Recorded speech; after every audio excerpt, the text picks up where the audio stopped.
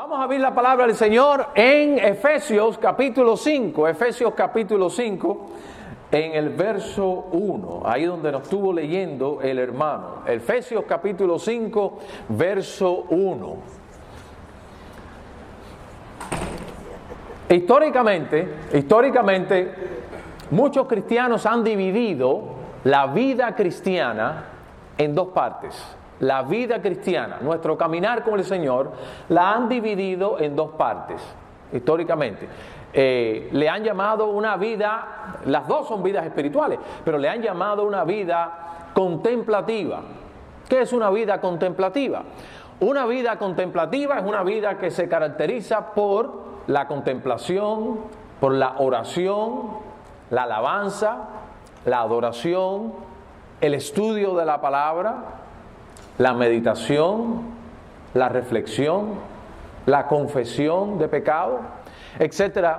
Esas son prácticas que hacen una vida cristiana.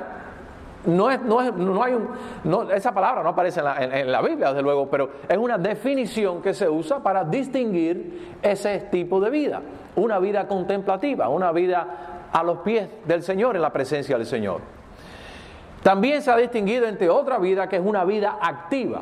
Una vida que se caracteriza más por el servicio, por el hacer, por las obras, por el sacrificio.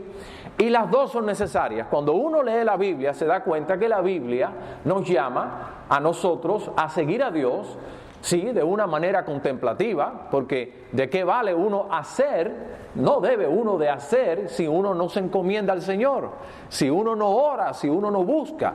Y si uno siempre está muy activo, como Marta, ¿verdad? Afanada y turbada está por muchas cosas. Si uno está muy activo, pero sacrifica ese componente espiritual, pues también ahí la vida está desbalanceada. Y a lo largo de la historia, hubieron unos cristianos que eran unos monjes y ellos crearon unas órdenes de hacer muy contemplativo. Tan contemplativos que algunos de ellos hacían hasta unos votos de silencio. Decían ellos, solamente hablamos con Dios aquí, en este convento, en este lugar. ¿Ve? Claro, algo extremo, que Dios no manda hacer eso, pero una manera en la cual ellos expresaban, enfatizaban su don o su encomendarse a esa vida contemplativa. Otros cristianos, otros monjes, pues ellos decían que ellos iban a caracterizar por ayudar a los pobres, por sembrar cosechas, por dársela a la gente, y de esa era de la manera que ellos estaban sirviendo al Señor. Bueno, cuando uno ve la Biblia, uno se da cuenta, sin justificar lo que estos hermanos o estas personas hacían, uno se da cuenta que la Biblia hay momentos que Dios nos manda a tener momentos de contemplación y a no descuidar esa área de nuestra vida. Pero hay momentos que Dios nos llama a la acción. Y cuando usted lee la epístola de los Efesios, se da cuenta que en los primeros capítulos de la epístola de los Efesios trata acerca de las cosas que Dios ha hecho por nosotros. Que Dios nos ha elegido, que Dios nos ha predestinado, que Dios nos ha perdonado, que Dios nos ha adoptado, que Dios nos ha sellado. Todo eso son temas que vemos nosotros en los primeros capítulos de Efesios, que estamos sentados con Cristo en los lugares celestiales, etcétera y demás. Pero a partir del capítulo 4, en el capítulo 4, verso 1, el apóstol Pablo empieza a hablar acerca de la aplicación que estas cosas tienen que tener en nuestras vidas. Lo que significa todo esto. Por eso él dice en el capítulo 4, verso 1, yo pues preso en el Señor, os ruego que andéis como es digno de la vocación con que fuisteis llamados. Y ahí continúa el apóstol Pablo hablando acerca de andar. Quiere decir vivir, ¿verdad? Cuando la Biblia muchas veces habla acerca de andar, habla de vivir. Cuando él llega al capítulo 5, verso 1, que es donde estamos nosotros hoy, Pablo aquí escribe una cosa grandiosa. Y él continúa en este tema de aplicar a la vida cristiana. No tanto de estar contemplativo en adoración, que eso es necesario, pero él va a hablar ahora acerca de un tema muy importante. Y él lo pone así en el capítulo 5, verso 1. Él dice, sed pues imitadores de Dios como hijos amados. Tal pareciera que Pablo está buscando resumir todo todo lo que él está queriendo hablar acerca de la santidad, del amor, de vivir en el Espíritu, de servir al Señor, usando nuestros dones que él habla en el capítulo 4. Y él lo pone de esta manera: sed pues imitadores de Dios como hijos muy amados. Ahora, en el verso 2, Pablo dice aquí, va a hablar de Jesús, y dice: y andad en amor, como también Cristo nos amó y se entregó a sí mismo por nosotros, ofrenda y sacrificio a Dios en olor fragante. Notemos aquí cómo Pablo pone una idea que pareciera bastante abstracta, bastante profunda: ser imitadores de Dios. Y entonces alguien quizás leyendo eso en Efesios dijera, bueno, en inglés pudiera decir, how does that look like? ¿Cómo eso luce? ¿Qué quiere decir ser imitadores de Dios? Y Pablo en el verso 2 empieza a dar un ejemplo concreto y empieza a decir, hablando acerca de Jesús: y andar en amor como Jesús anduvo en amor. De una manera él está diciendo el principio, y después debajo es como que si él estuviera ilustrando ese principio, que cómo se ve en Cristo Jesús. Ahora bien, cuando nosotros oímos que Dios nos dice que seamos imitadores de Dios, esta frase, mis amados hermanos y hermanas, está llena realmente de implicaciones, está llena realmente de cosas muy profundas. Y yo quisiera compartir 3 cosas hoy acerca de qué significa que el cristiano sea imitador de Dios. Tenemos que estar dispuestos a 3 cosas. Número 1, tenemos que estar dispuestos a conocer al Señor. Implica un conocimiento de Dios. Porque si yo le digo a usted, imite a fulano de tal, oye, eso está muy lindo, pastor, pero hay un problema muy grande. Yo no conozco a fulano de tal. Yo nunca he visto a fulano de tal. Yo nunca he oído a fulano de tal.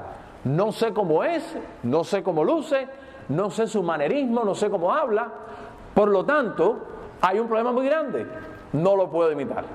Entonces, cuando Pablo le dice a los efesios que seamos imitadores de Dios, Pablo está asumiendo que los efesios, en primero que todo, conocen a Dios, que tienen una relación con el Señor. Está asumiendo que, implicando, diciéndole, cristianos de Efesios, tienes que imitar a Dios, pero si no lo conoces, tienes que conocerlo primero. Ahora, ¿cómo se conoce a Dios? ¿Cómo se conoce a Dios? Como se conoce a una persona. No estoy diciendo que Dios es una persona, Dios es un ser. Pero ¿cómo se conoce a Dios? Semejante a como conocemos a una persona. Podemos conocer a una persona leyendo a través de ella. Podemos conocer quizás a un héroe, a Abraham Lincoln, quizás a un presidente de este país, a Washington, a los cubanos quizás, a José Martí, leyendo un resumen histórico de esa persona. ¿Sí? Pero realmente no lo conocemos lo suficiente quizás como para imitarlo de una manera fidedigna. Es más necesario que leer. Uno tiene que observar, uno tiene que ver. Y cuando la Biblia nos dice de que nosotros debemos de conocer a Dios, no es que simplemente leamos acerca de Dios, sino es que tengamos una experiencia con Él personalmente, que lo conozcamos personalmente. Ahí es donde viene la clave. Aquel que mejor imita a otra persona es el que lo conoce personalmente. Y lo que Dios está queriendo decir aquí a los efesios es que vosotros tenéis que ser imitadores de Dios, pero asegúrense primero que para que puedan cumplir esto, que lo conozcan personalmente. Ustedes saben a quiénes son a las personas que mejor nosotros conocemos, a las personas que más tiempo pasamos con ellos. Por eso muchas veces decimos de tal palo, tal la astilla, ¿verdad? Muchas veces decimos, a veces cuando los hijos se llegan a parecer a los padres. ¿Por qué? Porque se les pega, podemos decir, ciertos hábitos de los padres. Quizás la manera de vestirse. Hay hijos que a veces hasta la manera de caminar. No sé si han visto los muchachos, a veces hasta la manera de andar, ¿verdad? Y si el padre tiene buenos atributos, pues el hijo a veces los hereda porque los imita, porque los conoce. Y a veces esto llega hasta la adultez. El niño a veces que veía violencia en su casa, violencia doméstica, a veces lleva esa violencia a su hogar después, porque en algunos casos, no en todos los casos, ¿por qué? Porque eso fue lo que observó en la casa. Pero el niño que a veces ve a un padre compasivo, lleno de amor, que le dice a su esposa, perdóname porque cometí un error o gasté más dinero de lo que no debía, o cualquier otro asunto, ¿verdad? El niño observa y trae también esos valores a su adultez. Y entonces la enseñanza aquí, mis amados hermanos, es que imitamos mejor a aquel que pasamos más tiempo con él. Y para uno imitar a Dios, tiene que conocerlo y tiene que pasar tiempo ¿con quién? Con el Señor. Tiene que pasar tiempo meditando, orando, estando en comunión con el Señor, siendo ministrado en la iglesia en la presencia del Señor. Y cuando usted tiene ese conocimiento personal del Señor, usted pone lo que usted lee acerca de Dios con lo que usted vive y siente del Señor y lo pone junto, entonces usted tiene un mayor conocimiento de Dios y puede imitar al Señor. Muchas veces nosotros realmente imitamos a aquellos con los cuales pasamos más tiempo. Y usted sabe por qué a veces hay cristianos que no se nos ve la diferencia entre las cosas de Dios y las cosas del mundo. Muchas veces porque pasamos más tiempo metidos en las cosas del mundo que sumergidos en las cosas de Dios. Y entonces a veces es fácil imitar a las cosas del mundo porque bueno, estamos metidos en las cosas del mundo. Pero no debiera ser así, deberíamos de pasar más tiempo con el Señor. Pero número uno, como dice la palabra del Señor, ser imitadores de Dios como hijos amados. En un sentido, ¿por qué Cristo podía imitar tanto a Dios, al Padre?